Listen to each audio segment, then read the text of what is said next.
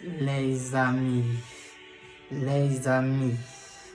vous avez reconnu ce son, vous avez reconnu cette belle mélodie les gars, vous avez reconnu cette douce musique qui nous rappelle les grands soirs de la Ligue des Champions.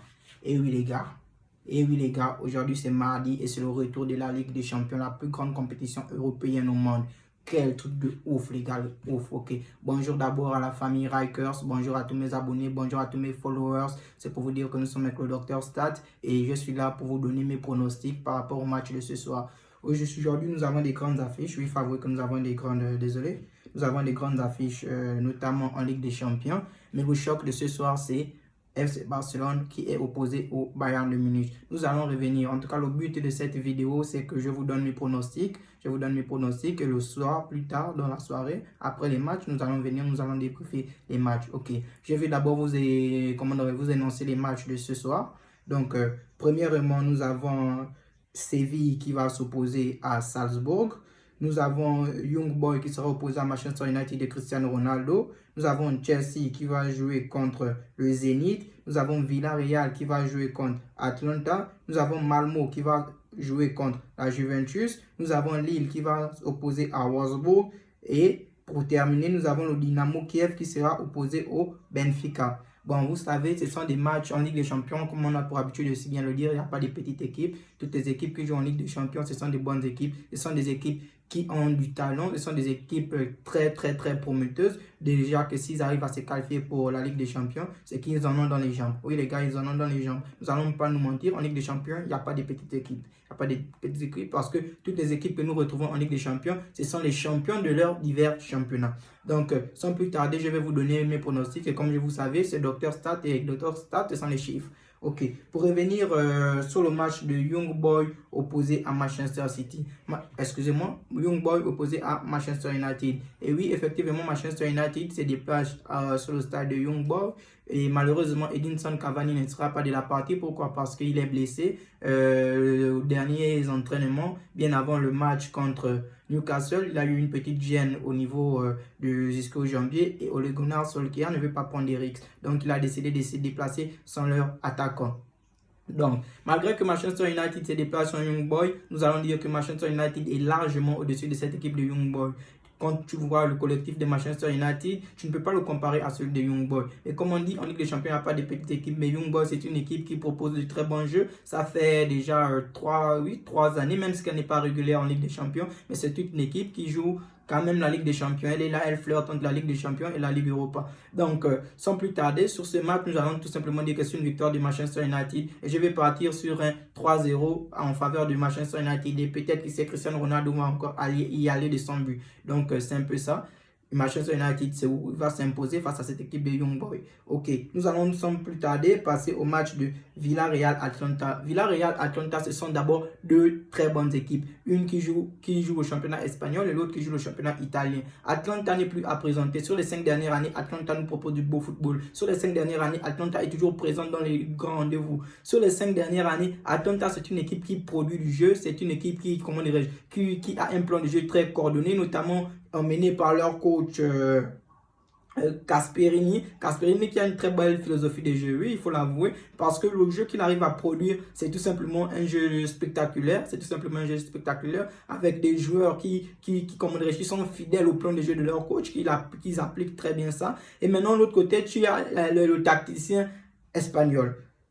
Unai Emery, c'est un coach, on va dire un coach de la Ligue Europa. Unai Emery, même avec une bonne équipe, là, les bonnes équipes, là, souvent dessus en Ligue des Champions, notamment avec le PSG. Unai Emery avait de quoi proposer quelque chose en Ligue des Champions. Mais on se rend compte que Unai Emery, son style de jeu, sa tactique, sa philosophie est limitée. Surtout sur la scène européenne, quand on arrive bien sûr en Ligue des Champions. Parce que Unai Emery, c'est un coach qui s'en sort bien en Ligue Europa. Nous n'allons pas le mentir. Unai Emery, c'est un coach qui s'en sort bien en Ligue Europa. Mais c'est un gars efficace. Il est bon avec notamment Dani Pereiro, qui est le maestro, l'ingénieur, l'architecte de leur milieu de terrain. Donc ce serait un très bon match, ce serait un match discuté. Ce sont deux équipes qui s'évalent, deux équipes qui n'ont vraiment pas une très grande différence entre ces deux équipes. Donc moi je vais partir par contre sur un match nul, bien une victoire de Atalanta. Donc c'est un peu ça. Et nous allons passer au match suivant qui oppose tout simplement Malmo à la Juve. La Juventus, depuis le départ de Cristiano Ronaldo, elle s'est encore affaiblie. elle s'est encore affaiblie, notamment quand vous regardez les 2 derniers matchs de championnat de la Juventus sans Cristiano Ronaldo. La Juventus, c'est pas vraiment ça. Donc, on va dire à Manuel Pellegrini de se gérer parce qu'il a une équipe qui peut jouer. Il a une équipe qui peut jouer. C'est pas parce que Cristiano est parti que la Juventus doit arrêter de jouer. La Juventus ne peut pas arrêter de jouer. Pourquoi? Parce que c'est une équipe qui peut nous proposer du bon football. La Juventus, c'est une équipe qui peut nous proposer, comment dirais-je, un plan de jeu détaillé, ordonné. Avec des joueurs comme Paolo Dybala, Chiesa, Bernardeschi, Rabiot, Arthur. La Juventus a de quoi nous proposer un beau football. Donc je reste un peu sur ma faim concernant cette équipe de la Juventus. Même si que je sais qu'elle va se poser ce soir face à la jeune équipe de Malmo. Malmo aussi, on va dire, bon, dans son championnat, c'est un grand. Malmo, c'est un grand. Mais quand elle arrive sur la scène européenne, il y a d'autres cadres, notamment la Juventus. Même si que cette saison, la Juventus n'est pas favori pour aller très loin en Ligue des Champions. Donc je vais partir sur une victoire de la Juventus sur un petit score 2-1 ou 1-0 en faveur de la Juventus.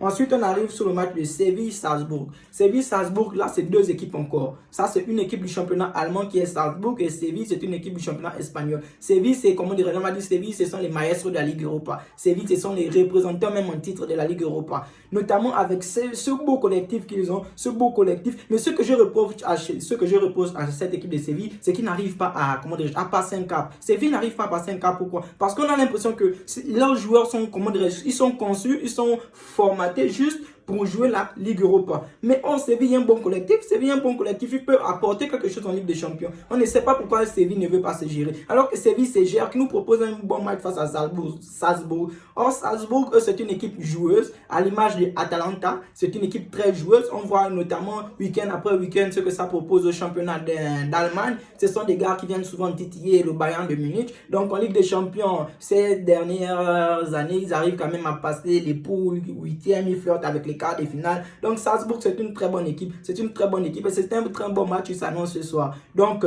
je vais aller par contre sur une victoire de Séville. Ouais, je vais me mouiller. Je fais confiance à cette équipe de Séville. J'espère qu'elle a appris de ses erreurs dans le passé. Donc je vais me mouiller en disant que une victoire de Séville 2-1. Oui, 2-1. Oui, je vais stagner par là, 2-1. Victoire de Séville. Et sans plus tarder, nous allons passer au match de Barcelone-Bayern de Munich. Les gars. Barcelone-Bayern de Munich, ça c'est un match d'anthologie, les gars.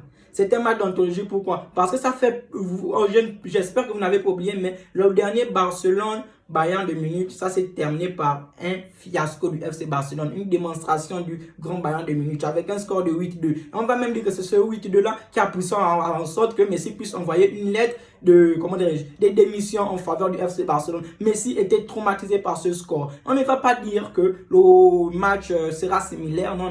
Mais je vais tout simplement vous dire que le Bayern est favori sur cette rencontre. Pourquoi le Bayern est favori? Pourquoi? Parce que le Bayern, ils ont regardé après pour le même collectif. Si ce n'est que les départs de Boateng à Lyon et un autre là, son nom m'échappe. Mais sinon, le Bayern a gardé son même collectif. Mais par contre, Messi c'est en allée du PSG. C'est vrai que, comme j'ai pour habitude de si bien le dire, Messi, c'est l'arbre qui cachait la forêt au Barça. Maintenant, on va voir comment Coman va se gérer. Et avec le départ de Messi, moi, je vais vous dire que c'est une bonne chose. C'est une bonne chose, pourquoi? Parce que les responsabilités seront départagées dans cette équipe. Les responsabilités seront départagées. Piqué aura sa part de responsabilité. Jordi Alba aura sa part de responsabilité. Le jeune Frenkie de Jong aura sa part de responsabilité. Qui sait, peut-être Coutinho va s'assumer cette saison avec le départ de Lionel Messi. Et Memphis Depay, en 3 matchs, a conquis le Camp Nou. Oui, il faut avouer, sur une masterclass de Memphis Depay, il s'est géré, il est arrivé, il a fait ses matchs et il a les supporters du FC Barcelone dans sa poche. Même si qu'il faut avouer que ce n'est pas là maintenant qu'il pourra faire oublier Lionel Messi. Je ne pense même pas qu'il va arriver à faire oublier Lionel Messi.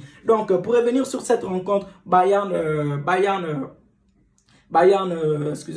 FC Barcelone, c'est un match très excitant. C'est un match qui salive déjà, je ne sais pas, qui salive les chroniqueurs sur YouTube. C'est un match qui salive les consultants sur les différentes plateformes, les plateaux et le reste. Donc, c'est une très grande rencontre, notamment Robert Lewandowski qui a eu une petite gêne, mais je crois qu'il sera de la partie parce que le Bayern, on se souvient de leur élimination face au PSG, il manque efficacement de réalisme devant les buts. Avec le roi Sané, Niabri par contre ne sera pas de la partie, il a eu une petite gêne, donc il ne sera pas de la partie. Donc pour revenir à cette belle rencontre, je vais tout simplement dire que le Bayern ne parte pas dans la tête avec le fait qu'ils vont s'imposer forcément face au Barça. Non, c'est faux.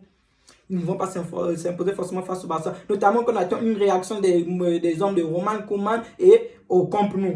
quand même, ceux comme nous qui vont jouer. Donc, ce serait un match compliqué. Mais cette fois-ci, je vais me mouiller en disant que le Bayern va l'emporter sur la plus petite marge de score. 1-0 et qui sait, but de Robert Lewandowski. Donc, sur ce, la famille, on s'écarte. On se retrouve ce soir pour le débrief du match Manchester United de Young Boy et FC Barcelone PSG. Ce sont juste les deux vidéos. Je vais vous faire ce débrief en deux vidéos différentes. Donc, c'est ça la Team Rikers en ensemble. C'est Dr Stad. Portez-vous bien. On se dit à ce soir. Kaja!